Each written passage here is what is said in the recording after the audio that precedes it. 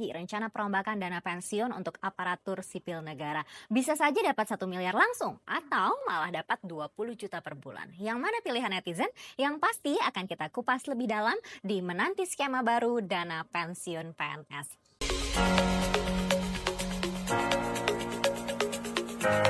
PNS.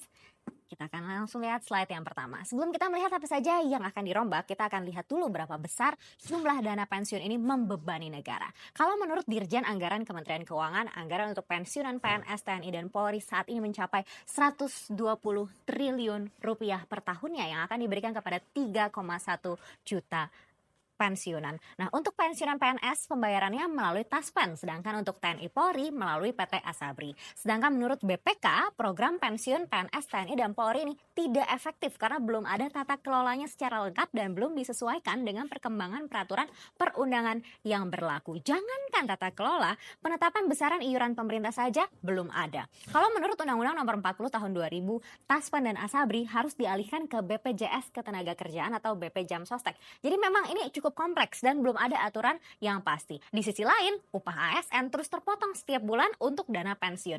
Berapa besar sih? Kita akan coba bahas. Jadi untuk PNS, TNI, dan Polri selama ini iurannya itu sebesar 4,75% dari total pendapatan termasuk gaji pokok dan juga tunjangan keluarganya. Nah, boleh diambil meskipun belum memenuhi masa iuran 15 tahun dan APBN akan tetap menanggung biaya sampai istri dan suami ditambah dengan 2 anak. Tapi ini ada syaratnya juga ya, untuk anaknya maksimal 25 tahun dan belum menikah dan belum bekerja. Jadi memang potongannya lebih besar tapi manfaatnya juga lebih banyak sampai keluarganya juga mendapatkan tanggungan. Nah, kita bandingkan dengan swasta. Kalau di swasta ini iuran jaminan pensiun itu dibayar sebesar 3% dari upah per bulan, ditanggung oleh perusahaan 2% dan 1% ditanggung oleh peserta. Tapi ya jelas tidak ada tanggungan untuk anak istri ya. Tapi poinnya adalah yang membayar iurannya itu adalah dua pihak begitu ya. Nah, kalau dalam PP 45 tahun 2015 disebut harusnya ada kenaikan iuran maksimal 3 tahun.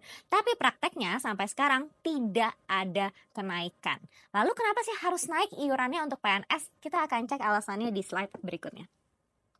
Jadi kalau melihat negara-negara tetangga, ini sistem DAPEN ya sudah tidak lagi membebani APBN tapi dikelola oleh institusi dana pensiun. Tapi sayang ini belum bisa terjadi di negara kita karena masalah yang terjadi di institusi pengelola. Jadi kalau menurut ikhtisar hasil pemeriksaan semester 2 tahun 2019 ada beberapa permasalahan utama pemerintah dalam mengelola DAPEN. Nomor 1 tadi jelas ya, tidak ada tata kelola penyelenggaraan jaminan pensiun yang diatur rinci. Lalu ternyata PT Taspen ini selaku pengelola dana pensiun ini mengalami apa yang disebut besar pasak daripada tiang. Nah, berdasarkan laporan keuangan perseroan tahun 2019, total pendapatan dari premi tercatat mencapai 9,07 triliun rupiah. Sementara untuk seluruh beban klaim dan manfaatnya saja, ini sudah mencapai 12,4 triliun rupiah. Kalau dihitung dengan kenaikan liabilitas manfaat polis masa depan dan cadangan teknis, ini nilai total klaimnya bahkan bisa sampai 17,7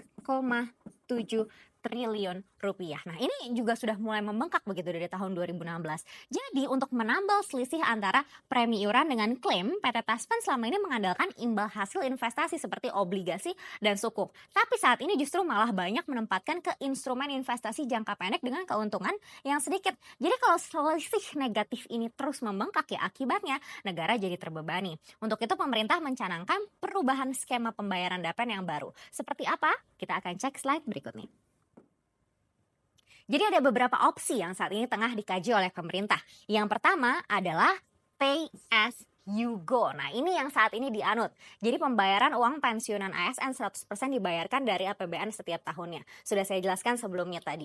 Nah, skema baru yang ingin diterapkan adalah fully funded. Jadi dengan skema ini nantinya pembayaran pensiun akan dibayar patungan antara ASN dan pemerintah. Jadi kalau saat ini pensiunan eselon 1 ini hanya mendapat sekitar 4,5 sampai 5 juta rupiah per bulannya. Nah, skema ini memungkinkan pensiunan ASN mendapat lebih besar. Mungkin eselon 1 diperkirakan bisa mendapat 20 juta rupiah per bulannya, atau malahan bisa juga langsung dicairkan di awal dan langsung mendapatkan 1 miliar rupiah begitu misalnya.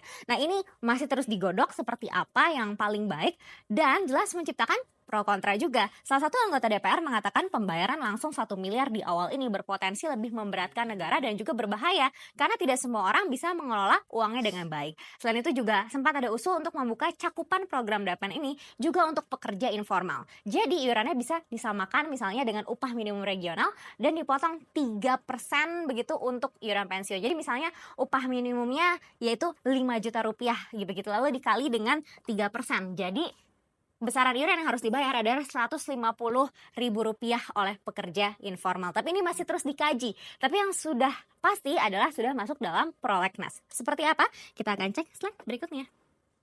Jadi memang diakui oleh pemerintah kalau institusi pengelola dana pensiun yang ada saat ini tidak memegang peranan yang signifikan pada perkembangan industri keuangan di Indonesia. Perbankan masih mendominasi dengan porsi 78%, sedangkan institusi DAPEN ini hanya 2,5% saja dari total aset sektor finansial. Dibandingkan dengan negara Asia lainnya, Indonesia jelas masih tertinggal. Padahal sangat penting memastikan pengelolaan dana pensiun yang baik untuk bisa meningkatkan kepercayaan masyarakat.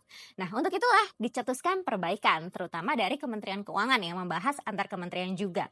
RUU Dana Pensiun menjadi salah satu dari 19 RUU yang diusulkan Kementerian Keuangan untuk masuk dalam prolegnas jangka menengah tahun 2020 hingga 2024. RUU Dana Pensiun ini akan menjadi tanggung jawab Badan Kebijakan Fiskal didampingi Unit Sekretariat Jenderal Kementerian Keuangan.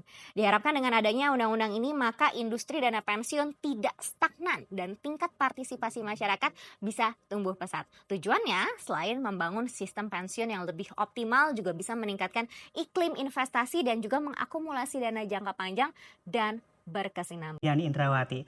Lalu kenapa sih bisa seperti itu dana pensiun PNS ini yang sudah dibayarkan tiap bulan dari gaji PNS masih menjadi tanggungan dari APBN negeri ini? Selengkapnya akan kita ulas bersama dalam dana pensiun bebani negara. Nah, kita lihat juga datanya begitu ataupun kita mengamati data yang dipublikasikan oleh Kementerian Keuangan, ternyata dana pensiun ini cukup membebani negara karena angkanya bisa dilihat sendiri mengalami peningkatan terus-menerus dan mengambil porsi anggaran dari APBN kita. Bisa kita lihat di layar ini di mana untuk dana pensiun terus naik ini dengan sumber data Kementerian Keuangan RI di tahun 2018 saja dimulai begitu ya. Kita lihat dana pensiunnya sudah mencapai 90,82 triliun rupiah. Terus meningkat juga 99,75 triliun rupiah di tahun 2019. Lalu juga di tahun 2020 kembali mengalami peningkatan di angka 104,97 triliun rupiah maksud kami, dan yang terakhir di 2021 dananya ataupun anggarannya mengerus APBN kita mencapai 112 triliun rupiah. Mengapa hal ini bisa terjadi? Diindikasikan pula bahwa dana pensiun mengalami peningkatan tiap tahunnya dikarenakan jumlah pensiunan yang juga terus bertambah tiap tahunnya sehingga angkanya pun ikut bertambah. Selain itu diterangkan pula oleh Kementerian Keuangan RI bahwa peningkatan dana pensiun ini juga diakibatkan karena harapan hidup pensiun pun lebih panjang. Kesehatan para pensiunan makin baik sekaligus kehidupan pensiunan makin memadai dibandingkan pensiunan zaman kemerdekaan dahulu. Lalu dengan kalkulasi ini apakah angka dana pensiun di tahun 2022 yang ditopang oleh APBN juga terjadi peningkatan? Kita lihat di slide selanjutnya. Nah, bisa dilihat di sini di mana jawabannya jelas saja terjadi peningkatan. Bahkan untuk proyeksi angkanya pun diproyeksikan mengalami peningkatan sebesar 119 triliun rupiah. Atau naik 7 triliun rupiah dibandingkan dana pensiun tahun sebelumnya atau di tahun 2021 kemarin. Maka dari itu agar tidak tergulung akan dana pensiun yang lebih besar lagi, pemerintah pun kini sedang mengkaji untuk merubah skema dana pensiun dari pay as you go begitu menjadi skema fully funded. Di sini memang untuk meringankan beban dari APBN dari belanja negara untuk dana pensiun ini. Rencananya pun tak perlu menunggu lama lagi kajian ini rampung.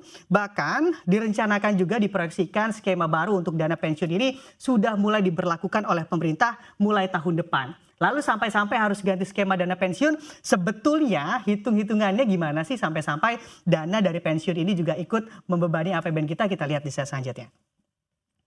Nah, nih kalau kita perhatikan juga mencoba memahami terkait hitung-hitungan yang disampaikan oleh Justinus Prastowo selaku staf Menteri Keuangan Republik Indonesia di mana pihaknya menyampaikan beban yang harus ditanggung APBN dalam skema dana pensiun saat ini. Banyak timbul pertanyaan, mengapa sih negara bisa terbebani dana pensiun padahal kan tiap bulan gaji PNS telah dipotong untuk dana pensiun. Dan ternyata jawabannya ataupun Justinus menerangkan bahwa merujuk pada potongan sebesar 8% per bulannya yang dikenai oleh PNS ataupun dari gaji PNS terbagi menjadi dua, di mana persentasenya adalah sebesar 4,75% digunakan untuk akumulasi iuran PNS atau AIP dan 3,25% untuk jaminan hari tua dari PNS yang ternyata juga untuk AIP-nya Anda diperhatikan bukan sebagai dana pensiun, sekaligus sisanya itu yang saya sebutkan tadi di 3,25% untuk jaminan hari tua PNS dikelola oleh PT Taspen dan diterimakan sekaligus saat PNS telah mencapai usia pensiunnya. Nah, dari sinilah awal mula penghitungan yang mana negara juga menjadi ataupun harus mengeluarkan APBN untuk menopang dana dari PNS. Ratusan triliun rupiah bahkan tiap tahunnya. Apalagi hingga saat ini pun dana pensiun dari PNS ini baik di pusat maupun di daerah ternyata juga masih menggunakan dana dari APBN yang ikut menopang dengan nilai yang cukup besar yang tadi Anda saksikan ratusan triliun rupiah ini. Maka